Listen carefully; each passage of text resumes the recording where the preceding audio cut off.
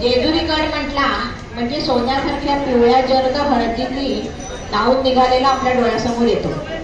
आणि काय आठवतं बरं?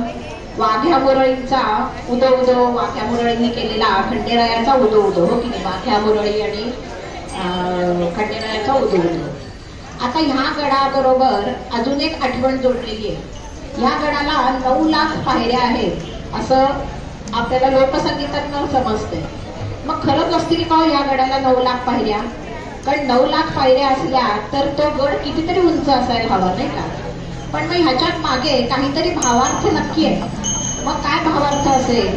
मला पण प्रश्न पडला होता, म्हणून मी जरा गुगल गुरुजींच्या डायरीत शोधाशोध केली आणि मग मला एक त्याच्याचा भावार्थ असा कळला की आपल्याकडे नवविधा भक्ती सांगितलेली आहे. म्हणजे भजन, स्मरण, कीर्तन. त्यातलं शेवटची पायरी आहे आत्मनिवेदन.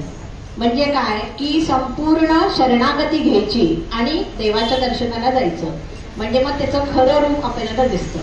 मग ही 9 पायऱ्या ह्या नुसत्या चढायच्या नाहीये बरं का, लक्ष देऊन चढायचे. म्हणून काय झालं? 9 लक्ष.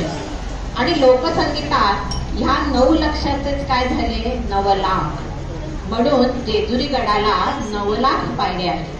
मला तरी हा भावार्थ पटला.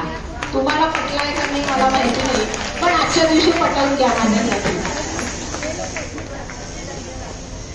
तर आता ऐकूया, वाघ्या मुरळी भंडारा उधळी येऊ तुझ्या दरबारी, सोन्याची जेजुरी गडाला 9 लाख पायरी.